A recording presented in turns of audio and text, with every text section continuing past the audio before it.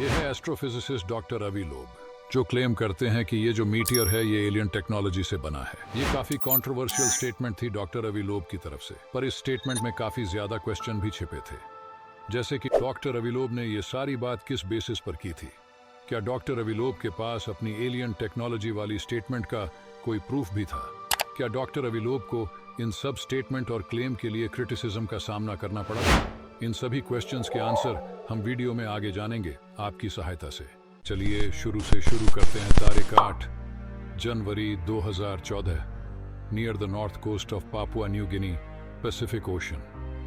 रात के समय आसमान में चमकती कोई चीज समुद्र की ओर बहुत तेजी से आ रही है और कुछ ही पलों में वो चीज आकर विशाल समुद्र से टकराती है और फिर समुद्र में समा जाती है। 9 जनवरी 2014, जैसे ही ये खबर एस्ट्रोफिजिसिस्ट डॉक्टर अवी लोब को पता चलती है, वो अपनी टीम के साथ north coast of Papua New Guinea पहुंच जाते हैं। डॉक्टर अवी लोब और उनकी टीम एक रिसर्च वेसल की हेल्प से मीटियोर के बचे हुए फ्रैगमेंट्स को समुद्र से बाहर निकालते हैं। मीटियोर के फ्रैगमेंट्स को 3 अलग अलग लैब्स में भेजा जाता है। लैब में मीटियोर का टेक्निकल नेम रखा जाता है CNEOS-1। मीटियोर के मिलने की खबर को न्यूज चैनल्स ने ब्रेकिंग न्यूज न मान के कुछ दिन में ही टेलीकास्ट करना बंद कर दिया। लेकिन साइंटिस्ट कहाँ रुकने वाले थे? 3 रिसर्च लैब्स का डेटा एनालाइज करने के बाद कुछ बातें सामने आई।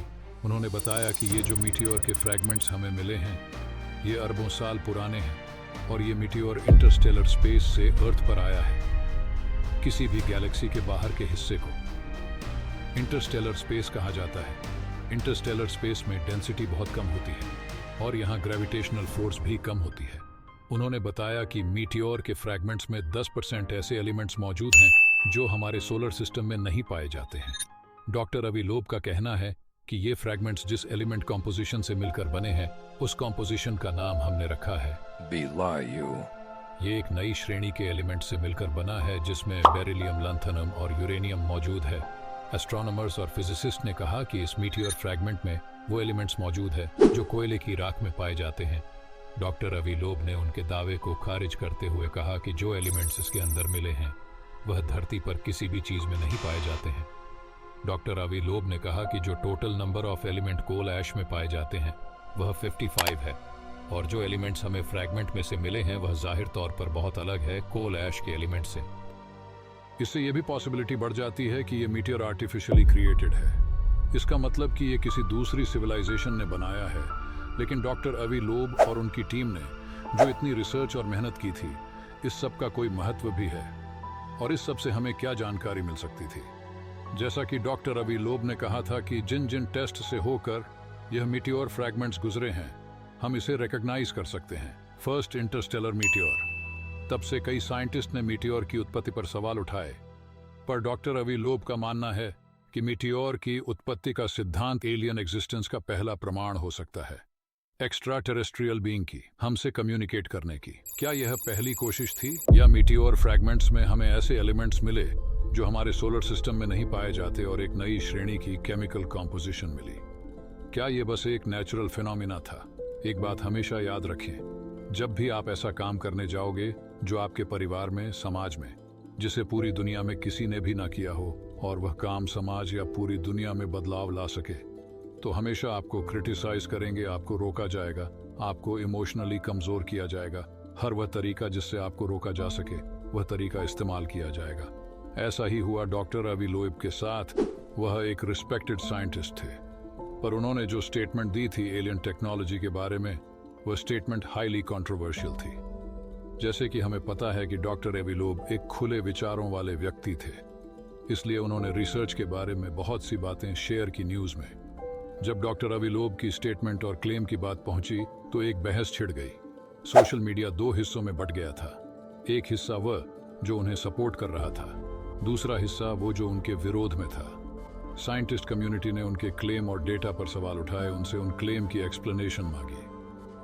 साइंटिस्ट कम्युनिटी ने कहा कि मीटियोर फ्रैगमेंट से मिली कंपोजिशन वाली बात की ऑल्टरनेटिव एक्सप्लेनेशन भी हो सकती थी। इसमें एलियंस को इन्वॉल्व करने की क्या जरूरत थी? ये एक रेयर नेचुरल फिनोमेना भी हो सकता है। जैसे कि हमें पता है कि डॉक्टर अवी लोब एक रिस्पेक्टेड साइंटिस्ट है। इतनी आलोचना होता, देख उन्होंने एक कॉन्फ्रेंस रखी साइंटिस्ट कम्युनिटी के साथ जहां डॉक्टर अवी लोब और बाकी सारे साइंटिस्ट ओपन माइंडेड होकर अपने क्वेश्चन पूछेंगे। सबके सामने डॉक्टर अवी लोब ने अपनी रिसर्च पेश करते हैं। वह मानते थे कि कुछ साइंटिस्ट उनकी रिसर्च पर संदेह करेंगे, सवाल उठाएंगे, लेकिन वह यही चाहते थे कि जितने क्वेश्चन का वह आंसर दे सके वे देंगे और जिन क्वेश्चंस का वह जवाब नहीं दे पाएंगे उन पर रिसर्च करेंगे। यही कॉन्फ्रेंस का महत्व था।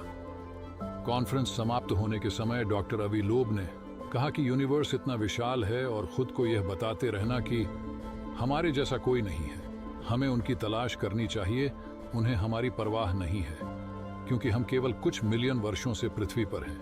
उन्होंने शायद इस सब की शुरुआत की थी।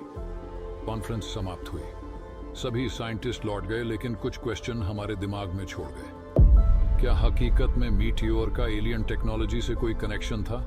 और अगर इस मीटियोर का एलियन से कुछ कनेक्शन था तो वो मीटियोर फ्रैगमेंट्स अंदर से कैसे दिखते थे और अब कहाँ है ये मीटियोर्स फ्रैगमेंट्स? और अगर एलियंस ने इसे भेजा है तो क्या वह जान चुके हैं हमारे बारे में? क्या ऐसा और भी राज धरती में दफन होंगे जो इंसानों से परे हैं? If you found value in this video, show some love by hitting the like button.